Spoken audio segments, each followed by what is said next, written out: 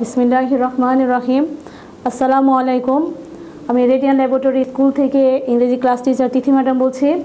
আজ আমি তোমাদের ক্লাস 9 এবং 10-এর ট্রান্সফরমেশন, যেটা ক্লাস 6 নম্বরে থাকে, তোমাদের সিম্পল কমপ্লেক্স কম্পাউন্ড। এটি কিন্তু একটু জটিল, অনেকে এটা তোমরা অ্যান্সার করতে পারো না, অনেকে কঠিন লাগে। তো আজ আমি তোমাদের সহজ একটি পদ্ধতিতে একই রুলস দিয়ে তিনটা যাতে আমরা করতে পারি, সেটা সহজ একটা পদ্ধতি আমি শেখাচ্ছি।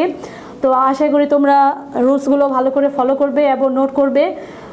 এখানে তোমাদের পরীক্ষার মধ্যে কিন্তু থাকে, কিন্তু এখান থেকে 3টা কমপক্ষে থাকে।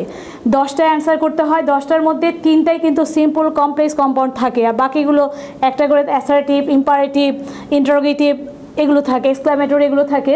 তো আজকে আমরা আলোচনা করব হচ্ছে সিম্পল কমপ্লেক্স এবং কম্পাউন্ড নিয়ে। আমরা সবাই জানি যে সিম্পলের বাংলা হচ্ছে সরল বাক্য, কমপ্লেক্স হচ্ছে জটিল বাক্য, কম্পাউন্ড যৌগিক বাক্য।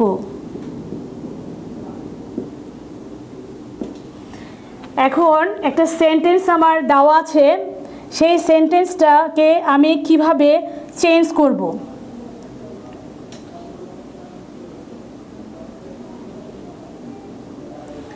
এখন চেঞ্জ করতে গেলে আমার অবশ্যই কিছু নিয়ম ফলো করতে হবে। তো রুল 1, এখন প্রথমে তোমাদের সেন্টেন্সটা থাকবে কমপ্লেক্সে, তারপরে এটাকে আমরা কম্পাউন্ডে চেঞ্জ করব। সেই সেন্টেন্সটাকে আমরা সিম্পলেও কিভাবে নিব, একই এক্সাম্পল দিয়ে আমরা 3টা জিনিস কিভাবে করব। তার প্রথমে কমপ্লেক্স, এরপরে কম্পাউন্ড, এরপরে সিম্পল। এখন আমি তোমাদের চেনার উপায়টা কমপ্লেক্স দিয়ে দিচ্ছি, কিন্তু পরীক্ষার মধ্যে এমন হতে পারে সেটা কম্পাউন্ড আসছে, তোমাদের সিম্পল করতে বলছে, অথবা সিম্পলে কোশ্চেনটা আসছে তোমাদের কমপ্লেক্স করতে বলছে। তাহলে তোমরা যদি রুলসটা যদি মনে রাখো 3টি করতে পারবে। তাহলে রুল 1 হচ্ছে কমপ্লেক্সের কোশ্চেনটা কীরকম থাকবে। প্রথমে থাকবে ইফ, এরপরে থাকবে সাবজেক্ট, এরপরে থাকবে হচ্ছে ভার্ব, এরপরে থাকবে অবজেক্ট, এরপরে একটা কমা থাকবে, কমার পরে দ্বিতীয় সেন্টেন্স। আমরা সবাই জানি কমপ্লেক্স সেন্টেন্সে 2টো সেন্টেন্স থাকে।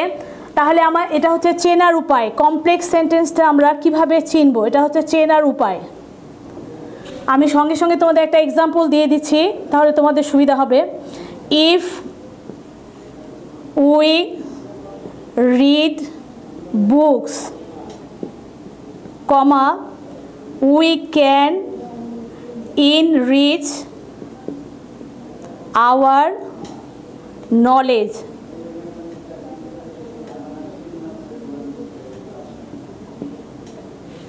অর্থটা কি, যদি আমরা বই পড়ি তাহলে আমরা আমাদের জ্ঞানকে আরও বৃদ্ধি করতে পারবো। তাহলে দেখো তোমাদের চেনার উপায়ের সাথে কমপ্লেক্সের সাথে এটা মিলছে কি না। এই যে বলা আছে প্রথমে ইফ, তাহলে আমার ইফ কোশ্চেনে আছে। এরপর বলা আছে সাবজেক্ট, এই যে দেখো সাবজেক্ট উই। এরপর বলা আছে ভার্ব, এই যে ভার্ব রিড। এরপর বলা আছে অবজেক্ট, এই যে অবজেক্ট বুকস। এরপর বলা আছে একটা কমা থাকবে, এই যে কমা। এরপর বলা আছে কমার পরে দ্বিতীয় সেন্টেন্স, এই যে আমার পুরোটা we can enrich hour knowledge, এটি হচ্ছে দ্বিতীয় সেন্টেন্স। তাহলে আমরা কমপ্লেক্সটা আমরা চিনে ফেললাম, আমাদের স্ট্রাকচারের সাথে চেনার উপায়ের সাথে মিলে গেছে। এখন এই কোশ্চেনটাকে আমাদের কম্পাউন্ড যদি করতে বলে, তো আমরা কিভাবে কম্পাউন্ডটা করব। প্রথমে আমরা কম্পাউন্ড শিখি ইফ প্লাস, তাহলে তোমাদের রুলসটা তোমার ছোট করে যদি মনে রাখো তাহলে হবে ইফ প্লাস অ্যাফার্মেটিভ সেন্টেন্সকে আমরা কিভাবে কম্পাউন্ড এবং সিম্পলে করব। কিন্তু এটা কিন্তু অ্যাফার্মেটিভ সেন্টেন্স, দেখের মধ্যে কিন্তু কোনো নট নেই।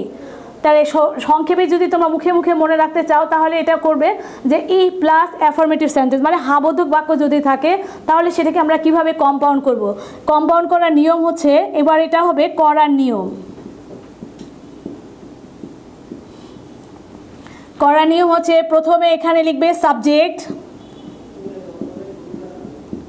প্লাস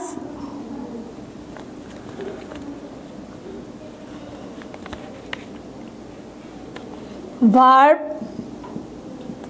এরপরে যেহেতু আমার কম্পাউন্ড, আমরা জানি কম্পাউন্ড আমাদের কনজাংশন বসাতে হয়, সেই কনজাংশনগুলো কি কি? অ্যান্ড, বাট, অর, এই তিনটি কনজাংশন হচ্ছে কম্পাউন্ড। এই তিনটি কনজাংশন বাদে আদার্স যে কনজাংশনগুলো আছে সেগুলো কিন্তু সবই কমপ্লেক্স।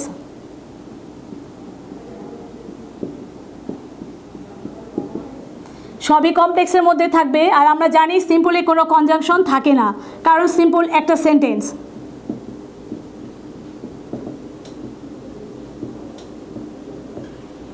তাহলে এই সেন্টেন্সটাকে যদি আমরা এখন কম্পাউন্ড করতে যাই, তার আগে আমরা প্রথমে সাবজেক্টটা লিখবো, সাবজেক্টের পরে ভার্বটা লিখবো, ভার্বের পরে আমাদের একটা কম্পাউন্ডের জন্য সেন্টেন্সে একটা অ্যান্ড কনজাংশন যোগ করতে হবে।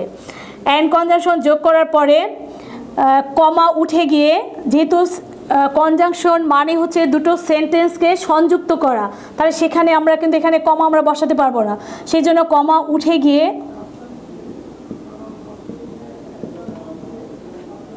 দ্বিতীয় সেন্টেন্স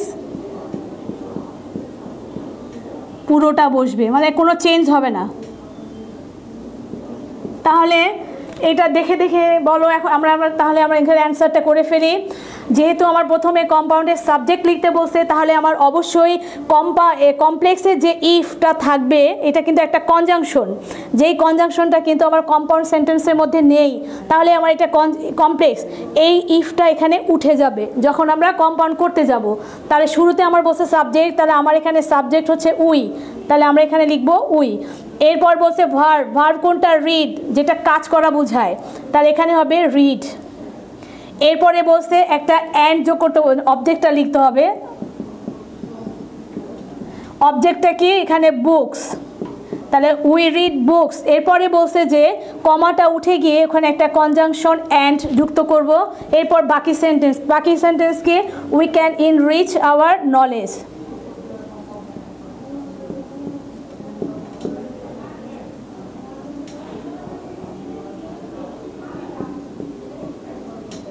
এটা হলো কম্পাউন্ড।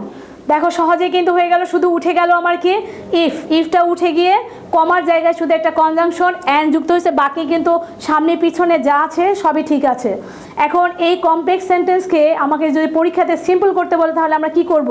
তাহলে সিম্পল মনে রাখবা যে ইফ প্লাস হাবোধক সেন্টেন্সকে সিম্পল করতে বললে প্রথমেই তোমাকে একটা বাই যোগ করতে হবে, প্রথমে আগে একটা বাই লিখতে হবে। সিম্পল আমরা কিভাবে করব? প্রথমে একটা বাই যোগ করতে হবে, করার পরে যে তোমার ভার্বটা থাকবে সেই ভার্বের সাথে আইএনজি যোগ করতে হবে। আইএনজি যোগ করার পরে যে অবজেক্টটা থাকবে সেই অবজেক্টটা লিখবে। এখানে কিন্তু যেহেতু আমরা কোনো কনজাংশন বসাচ্ছি না, কাজে কমাটা থাকবে, প্লাস দ্বিতীয় সেন্টেন্স। তাহলে এখন এই এক্সাম্পলটাকে আমরা যদি সিম্পলে করতে যাই, তাহলে এখন আমরা কী লিখবো? যেহেতু বলা আছে যে সিম্পলে কোনো কনজাংশন থাকবে না, তাহলে ইফ যেহেতু এটা কমপ্লেক্সের কনজাংশন, সেজন্য এটা উঠে যাবে। আবার প্রথমে শুরুতে লিখতে হবে বাই, সিম্পলে, তাহলে বাই লিখলাম। এরপর বলা আছে যে ভার্বের সাথে আইএনজি, তাহলে আমার ভার্ব হচ্ছে রিড, তাহলে এখানে হবে আমার রিডিং, বাই রিডিং। এরপরে বাকি সব ঠিক থাকবে। Reading books, we can enrich our knowledge. এই শর্ট কিন্তু এটা রুলস, তোমরা বই দেখবে, তোমাদের গ্রামার যে বইগুলো রয়েছে সেগুলোতে দেখবে যে অনেক ডিটেলস, অনেক লেখা আছে। তো আমি কিন্তু একেবারেই তোমাদের কোশ্চেন যেভাবে থাকে সেই কোশ্চেনটাকে কিভাবে কম্পাউন্ড কেটে আমি কম্পাউন্ড করব, আবার সেই সেন্টেন্সটাকে আরও ছোট করে আমরা কিভাবে সিম্পল করব সেটা দেখালাম। এই হচ্ছে তোমাদের ই প্লাস হাবোধক সেন্টেন্সের কমপ্লেক্স সেন্টেন্সকে কম্পাউন্ড এবং সিম্পল করার নিয়ম। এবং অনেক সময় কিন্তু পরীক্ষাতে কোশ্চেন হিসেবে এটা আসতে পারে, by reading books we can enrich our knowledge. তখন যদি তোমাদের কম্পাউন্ড করতে বলে, ভয় পাওয়ার কিছু নেই, তখন তোমরা খেয়াল করবে, উল্টো দিকটা খেয়াল করবে যে তোমার কম্পাউন্ডের স্ট্রাকচারটা কী। কম্পাউন্ডের structure subject, verb, object, and তারপর দ্বিতীয় সেন্টেন্স, এইটা খেয়াল করে তুমি কম্পাউন্ড করতে পারছো।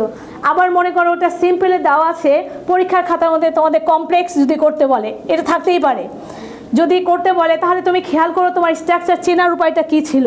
চেনার উপায়টা ছিল if plus subject plus verb plus object plus দ্বিতীয় সেন্টেন্স। এই চারটা কথা মনে রাখলে কিন্তু তোমরা একটা রুলস দিয়ে তিনটাতেই পরিণত করতে পারবে। এই হচ্ছে রুল 1। আজকে তোমাদের এই পর্যন্ত একটা রুল শিখালাম। নেক্সট ক্লাসে এটার নেগেটিভ সেন্টেন্স আছে, তখন কিভাবে করব আগামী ক্লাসে সেটা শেখানো হবে। আশা করি তোমরা সকলেই বুঝছো।